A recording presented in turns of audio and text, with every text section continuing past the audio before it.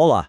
Hoje a gente vai mergulhar de cabeça num quebra-cabeças com milhares de anos, uma profecia bem misteriosa que, segundo as fontes, parece ecoar desde os tempos antigos até hoje em dia. E aqui está a nossa pista principal, a peça central deste quebra-cabeças. Jesus compara o fim dos tempos a um período muito específico, os dias de Noé. Mas o que é que estava mesmo a acontecer naquela altura? Será que era só a indiferença das pessoas, como se costuma dizer?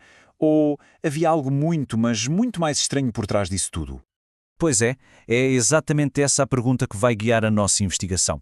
Porque apesar de a frase "os dias de Noé" ser bastante familiar, as fontes antigas pintam um quadro muito mais complexo e francamente bizarro do que a maioria de nós imagina. Então, para a gente conseguir desvendar este mistério, vamos seguir umas pistas bem claras. Primeiro, vamos analisar a tal anomalia descrita no Gênesis. Depois, vamos decifrar umas palavras-chave. Vamos também procurar ecos disso noutros textos antigos e, por fim, tentar perceber como é que tudo isto se conecta com os dias de hoje, com base no material que analisamos. Ok, então vamos mergulhar a fundo nisso. O nosso ponto de partida é o livro de Gênesis, capítulo 6. É lá que a gente encontra o primeiro e talvez o mais chocante relato do que realmente se passava na Terra antes do dilúvio. Bem, o texto apresenta-nos três grupos bem distintos. Os filhos de Deus, que olharam para a beleza das filhas dos homens e as tomaram como esposas, e o resultado dessa união, uma descendência chamada de Nefilim. E é justamente essa interação que está no centro de toda esta anomalia. E o termo Nefilim, por si só, já é uma pista fascinante. A palavra vem do hebraico nafal, que significa cair. Por isso é que muitas vezes são chamados os caídos. A fonte argumenta que não estamos a falar de pessoas simplesmente altas, mas sim de uma raça de gigantes superpoderosos, seres híbridos. Ou seja, algo que, segundo a interpretação, não podia de modo algum resultar de uma união humana comum. Ok, se a descendência era assim tão fora do normal, a pergunta que não quer calar é: quem eram exatamente os pais?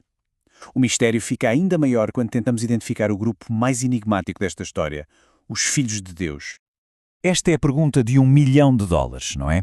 E a resposta, segundo a análise que estamos a seguir, não está tanto na nossa interpretação de hoje, mas sim na forma como o texto era entendido e traduzido há milhares de anos. E é aqui que a fonte aponta para uma pista linguística que é, uau, fundamental.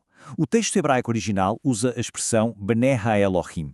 Mas séculos depois, quando os sábios judeus traduziram as escrituras para o grego, na famosa Septuaginta, eles não tiveram dúvidas, traduziram a frase como Oi Angeloi Tuteol, que significa literalmente os anjos de Deus.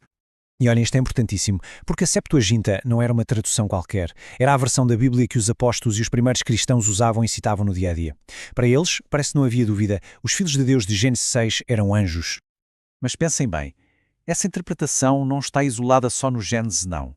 A fonte argumenta que existe um verdadeiro coro de outras vozes antigas, tanto judaicas como dos primeiros tempos do cristianismo, a contar exatamente a mesma história.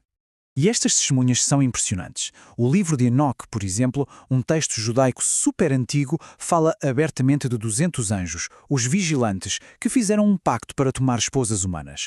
O historiador Flávio José também registou essa tradição. E até os primeiros líderes da igreja, como Irineu, escreveram sem rodeios sobre estas uniões ilegais.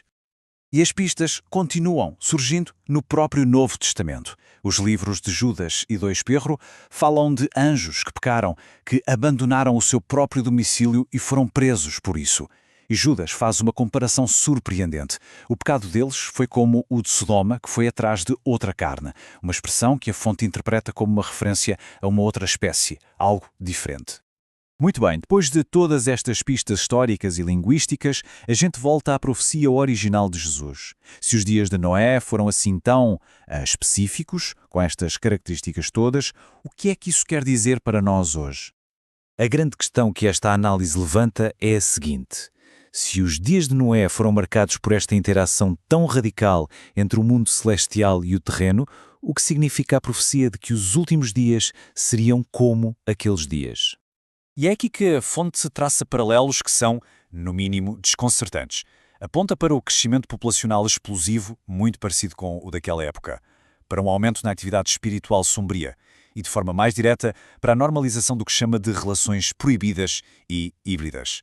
E tudo isto enquanto uma cultura de excessos comer, beber, casar, divorciar, simplesmente ignora os avisos, tal e qual como nos dias de Noé.